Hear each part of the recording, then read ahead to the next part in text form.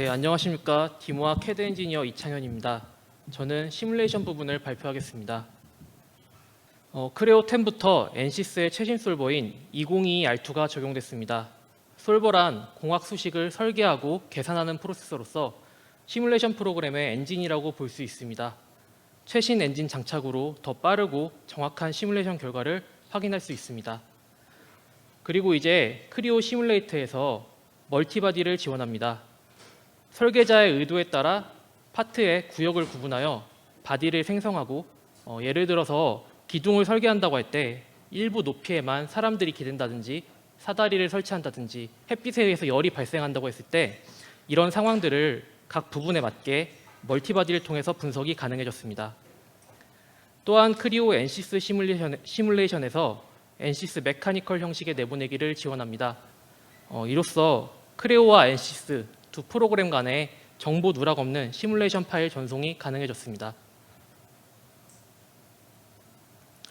네, 보시는 것처럼 멀티바디를 가진 부품이 있습니다. 이제 크리오 시뮬레이트로 바디별 설정을 진행해 보겠습니다. 재료 설정의 레퍼런스를 바디로 구분할 수 있습니다. 합판은 알루미늄으로 설정해 보겠습니다. 그리고 상판은 청동으로 설정해 보겠습니다. 나머지 볼트와 너트는 강철로 설정해 보겠습니다.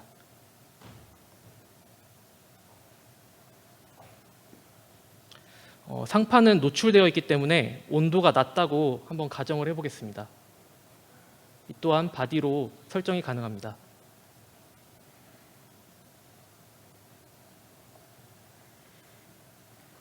네, 이 외에도 인터페이스나 힐로드, 그리고 메시 컨트롤 등을 바디별로 설정이 가능해졌습니다.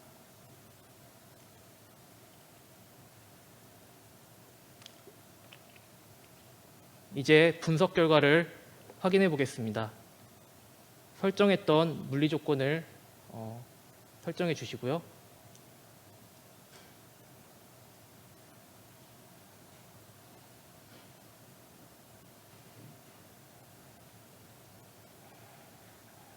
응력 집중과 그에 따른 휨 애니메이션을 보기 좋게 설정해 보겠습니다.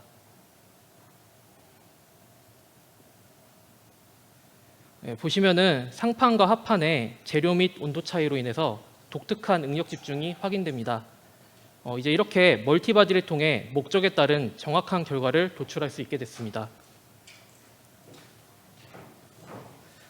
크리오 시뮬레이션 라이브, 크리오 NCS 시뮬레이션의 접촉 조건이 추가됐습니다.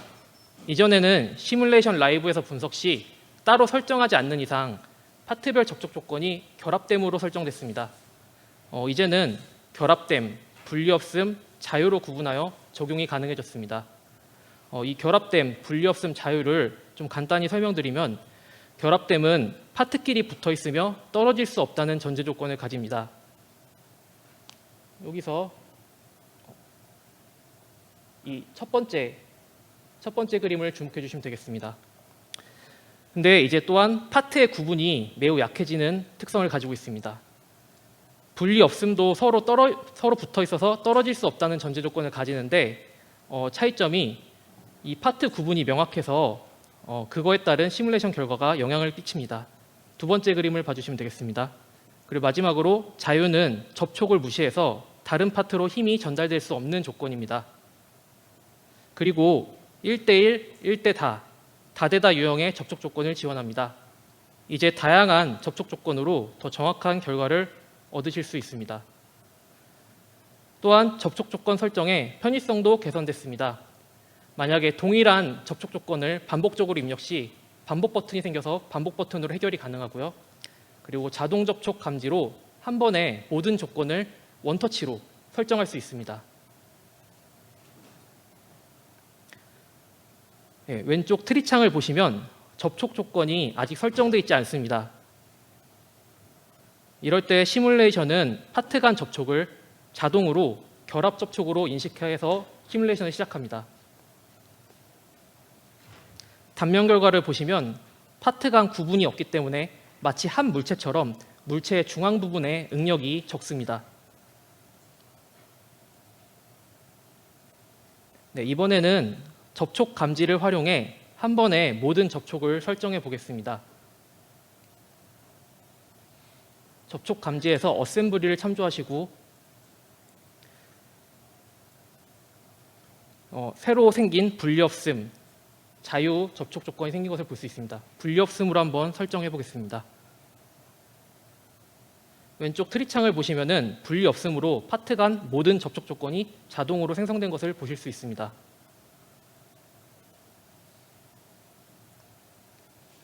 시뮬레이션 결과를 단면 결과로 한번 보겠습니다.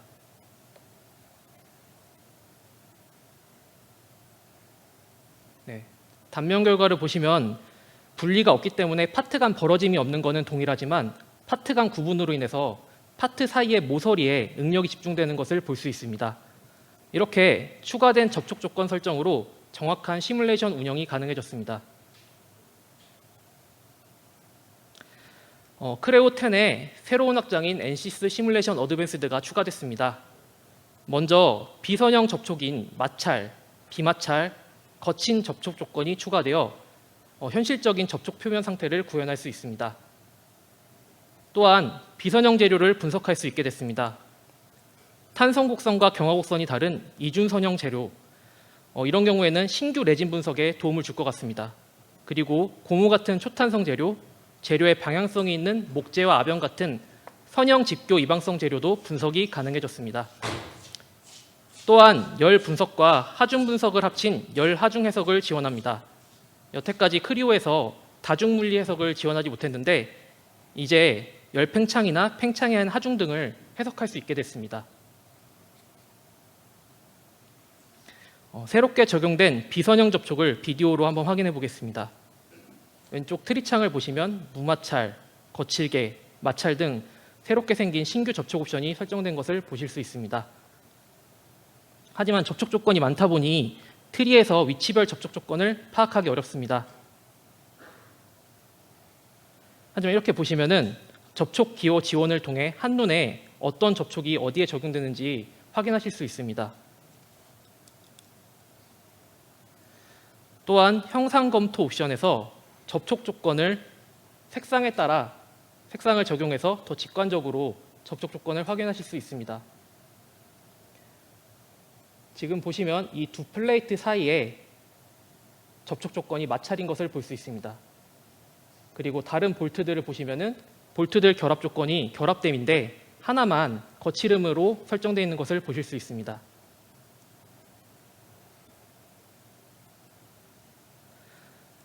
테스트를 위해서 이 접촉 조건을 삭제하고 비마찰로 설정을 해보겠습니다.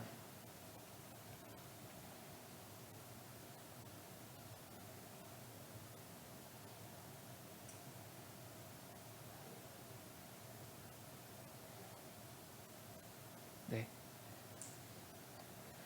만약에 동일 조건으로 여러 번 반복하실 거면은 저 반복 버튼을 활용하시면 편하게 설정하실 수 있습니다.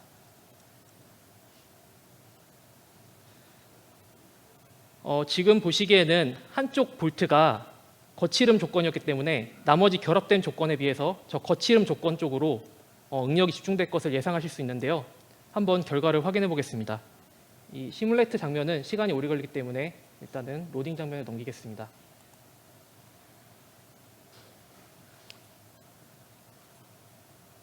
네, 이제 응력 결과를 확인해 보겠습니다.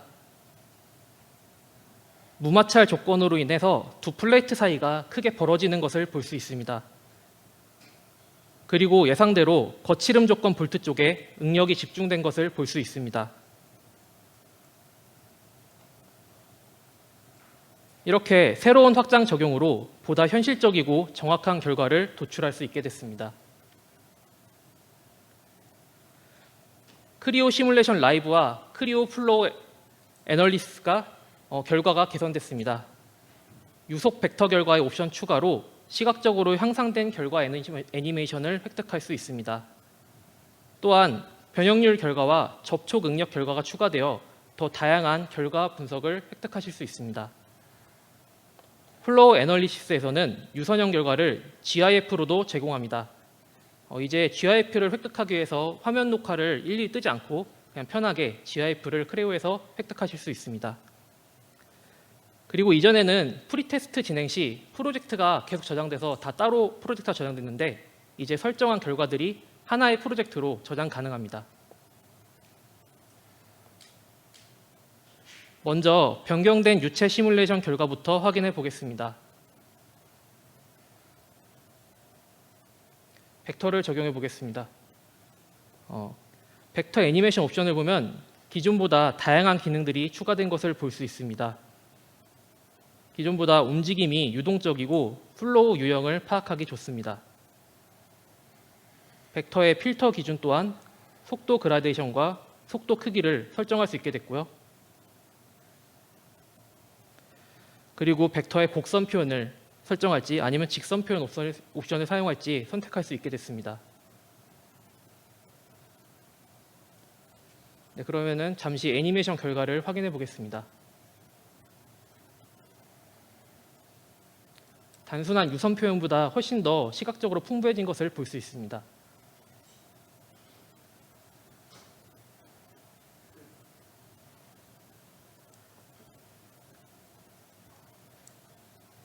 네, 이번에는 하중 분석 결과를 확인해 보겠습니다.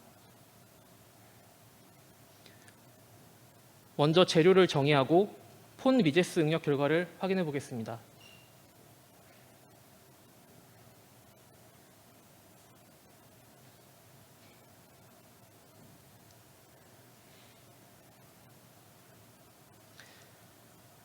하중 분석 결과 유형에 새롭게 접촉 응력 결과가 추가됐으며 변형률 결과에도 여러 유형으로 늘어난 것을 볼 수 있습니다. 이렇게 확장된 결과 유형으로 원하는 결과를 더 정확하게 획득하실 수 있습니다. 격자 설계 시뮬레이션 적용이 크게 개선됐습니다.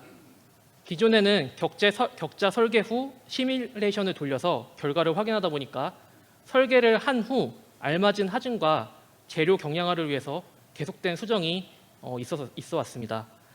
하지만 이제 시뮬레이션을 통해서 먼저 가해지는 응력을 확인 후 그 결과를 격자의 밀도 설계에 응용할 수 있게 됐습니다. 격자 벽 두께 최적화로 밀도에 민감한 열 교환기나 의료기구 등의 효율이 결정되는 제품 설계에 최적화됐습니다. 먼저 다음과 같이 시뮬레이션 결과를 취득해 보겠습니다. 이제 설계하려는 파트를 활성화합니다. 그리고 격자를 클릭, 수식 기반의 격자를 적용합니다.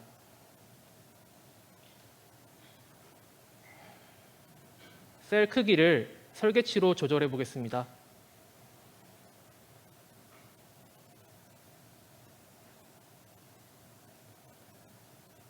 이제 밀도 탭에 시뮬레이션 결과를 불러올 수 있는 버튼이 생겼습니다. 다음과 같이 미리 테스트한 시뮬레이션 결과를 불러오고요. 시뮬레이션 결과를 적용해 무게 가중 계수나 부피 분율을 조정할 수 있습니다. 이렇게 보시는 것처럼 실시간으로 시뮬레이션 결과를 적용한 격자를 설계해 주는 것을 볼 수 있습니다. 네, 이렇게 시뮬레이션 결과를 적용한 설계로 이제 수정 없이 정밀한 설계를 진행할 수 있습니다. 이는 설계 시간 단축을 도와줄 것입니다. 네, 이상으로 시뮬레이션 발표를 마치겠습니다.